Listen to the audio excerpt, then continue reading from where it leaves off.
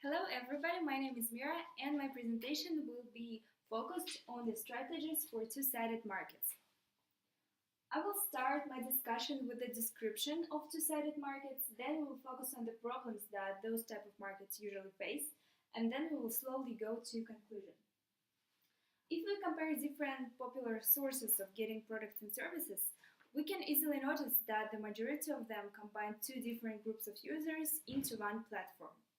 For example, credit cards combine uh, buyers and merchants, newspaper links, advertisers, and readers. So, in two-sided networks, products and services that connect group of users are usually called platforms. And this type of services can be easily seen in any sector of economics.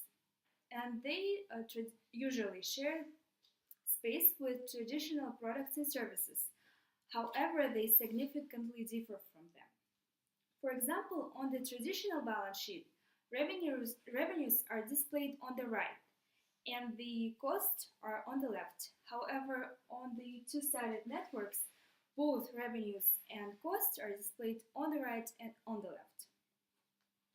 In addition, the value of the platform depends on the quantity of users on one side of network. Two-sided networks are very popular and in theory they have all chances to become successful. Nonetheless, in practice, only a few companies really came to success.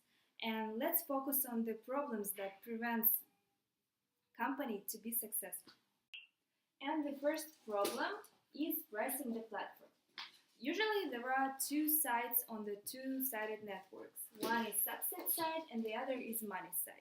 The users on the subset side are those who can be really interesting for the users on the money side. And in order for the for the platform to become really successful, they need a lot of users on the subset side. That is why the platform providers usually make the price for the users on the subset side significantly lower, for example, comparing to those in independent market. And vice versa, the users on the money side usually charged additional money than those in independent market. Those type of manipulations are made in order to create the two-sided network effect. For example, one platform has a lot of users on the subset side, which is very interesting for those on the money side. And of course, money side would not try to save their money or scam, but they would try to do everything to reach users on the subset side.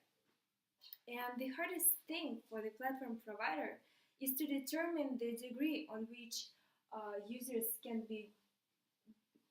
grow on the subsidies and the amount of money which is money side is ready to pay in order to reach those users. And in order for the company to make right pricing decision, they need to focus on the several factors. And the first factor is ability to capture cross-site network effect. What is it? It's basically if subset side, for example, can have option to interact with the users on the money side of the providers, competitors, then there is a chance that some of the advertisement actions would not be noticed by the subset side. Second one is user sensitivity to price. Generally, a site which is more sensitive to price should be subsidized. The reason why Adobe Reader became so successful is that they did not charge the users for this program, but they charged the program writers. And probably if Adobe Reader company picked another strategy, then they would not become as successful as they are right now. Next factor is user sensitivity to quality. And high sensitivity to quality is usually the feature of the subset side. Of course, it may seem illogical at the first glance that the site that requires quality does not pay additional money. Nonetheless, it happens and it's widely used in video games because by this strategy, a platform provider can exclude low quality products. Next factor that we need to focus on is output cost.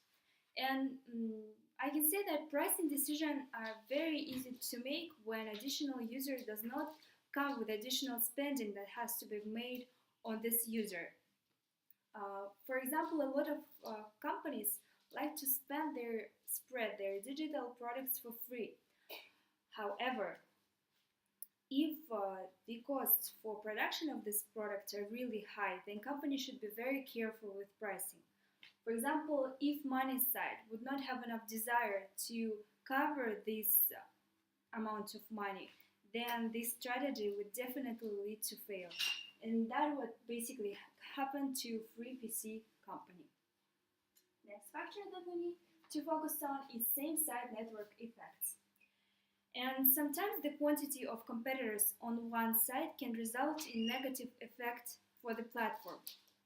For example, a lot of merchants of rare products would not like to participate in activities where the price for the product can be decreased due to participation of their competitors. And that's what happened to Covisin company because the car and automobile suppliers resist to participate in this type of platform and the platform failed. Next problem that next factor that we need to focus on is users brand value. For example, we can focus on one user, let him participate in our platform, and then because of his participation, the amount of users will be increased on both sides. That's what usually brand makes. And next problem that two-sided markets faces is winner-take-all dynamics.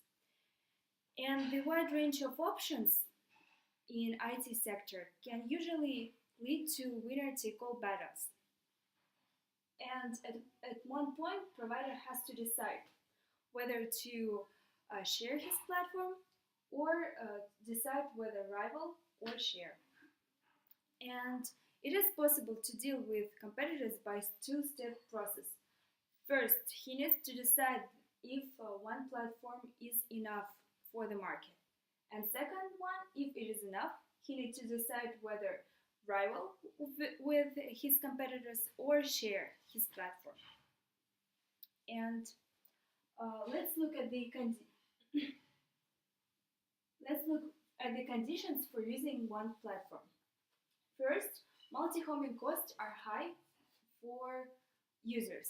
That basically means that it might be costly for users to use different type of platforms. Second one is network effects are positive as Ting. And the third one is that none of the um, site users have particular preferences toward one feature of specific platform. And I can say that certainly monopolistic control of this sector can lead to huge profits in future after the disappearance of competitors.